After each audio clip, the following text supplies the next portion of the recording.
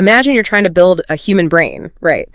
But the only tool you actually have is an infinite filing cabinet. That is exactly what a massive chunk of the tech world is trying to do right now. Yeah, and they're, promising you that you can run deep cognitive AI research on the cheap just using a basic Python script. Right, so welcome to today's deep dive. Our source today is an article called AI Architecture versus Illusion, and it basically rips this delusion apart.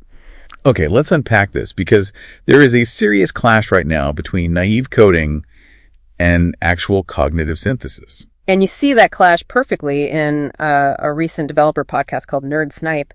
The host there argued that deep research is basically nothing more than recursive retrieval loops. You write a script, hit a web API, grab some text, summarize it, and just repeat.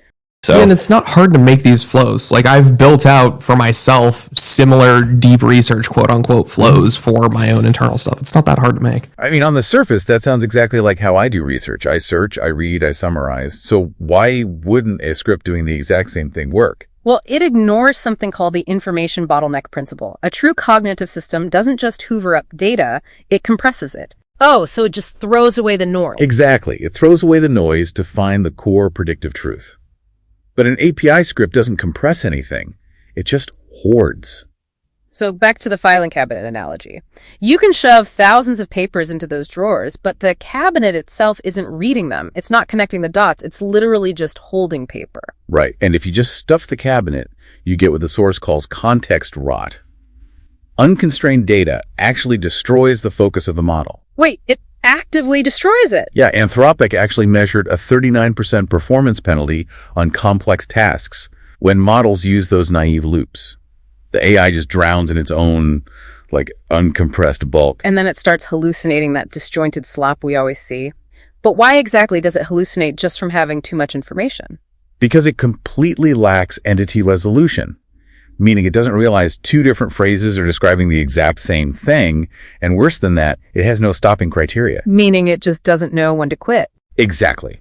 It genuinely cannot tell the difference between, I haven't found the evidence yet, and this evidence simply does not exist. Okay, so if the cheap filing cabinet method fails miserably, how do the frontier labs actually build a system that synthesizes? Here's where it gets really interesting, because they look to their founders' college dissertations. Literally. I mean, let's look at DeepMind.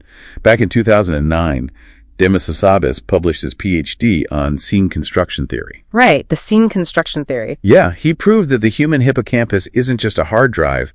It's this proactive engine that stitches sensory fragments together to build a mental scene. Wait, so when Gemini tackles the deep search QA benchmark, where it hits that crazy 93.3% success rate, it isn't just searching the web. Not at all. It is actively mimicking that biological hippocampus.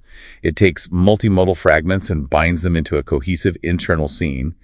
And then it uses something called Monte Carlo tree search. Hold on, stop right there. Monte Carlo tree search. What does that actually mean in practice? So think of it like mapping out dozens of different conversation paths in its head.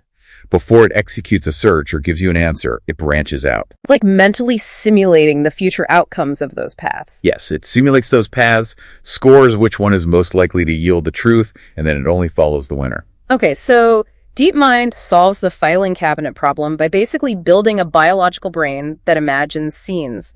But what do you do if your background isn't biology? Well, you approach it like a theoretical physicist, which is exactly what Anthropic did. Their chief science officer, Jared Kaplan, also finished his PhD in 2009. But not in biology, right? No, his was in holographic field theory. Okay, I'm definitely going to need you to translate that.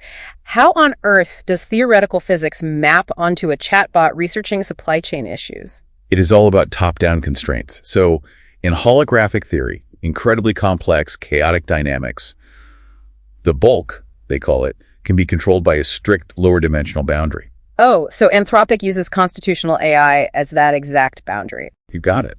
The Constitution forces the model's chaotic, massive parameter bulk to conform to a strict set of rules. Okay, but how does that prevent the context rot you mentioned earlier where the model gets lost in the noise? They use a technique akin to a physics concept called renormalization group flow. Okay. In plain English, please. Right. So imagine looking at a highly detailed, noisy photograph from an inch away and then stepping back 10 feet. The model essentially zooms out to blur away the microscopic, noisy data. And it only retains the massive important shapes, so it's continuously compressing the data. Exactly. It compresses it down to the core truth. Wow. So when you ask these frontier models to do heavy research for your business strategy, they are basically running biological simulations and physics equations in the background that cannot be cheap. Oh, it is wildly expensive. It comes down to the thermodynamic cost of intelligence. Specifically, something called Landauer's principle. Which means what, exactly, for the compute cost? Well, extracting a pure, low-entropy truth from the massive high-entropy chaos of the open web takes massive test-time compute. Gemini Max isn't just running one query. Right, not just one. It's running about 160 parallel queries per task. Navigating those reasoning branches requires a huge spike in energy. So what does this all mean for you listening? Genuine intelligence extraction is not a zero-cost operation. Right, it's not a zero-cost operation. So whether you are planning enterprise strategy or you're just incredibly curious about a topic, beware the illusion of cheap research. Yeah, you really can't cheat the laws of physics. Or biology, for that matter. Exactly. True cognitive synthesis requires a massive architectural foundation. You cannot bypass that synthesis premium with a basic script, which leaves you with this provocative thought to chew on. Oh, I really like where this is going. If today's massive AI architectures are perfectly mapped projections of their founders' 2009 biology and physics dissertations, what massive leaps in artificial intelligence are we entirely blind to right now simply because no tech founder studied organic chemistry, sociology, or economics? We are searching for answers, but maybe we are limiting our own cognitive horizons before the search even begins.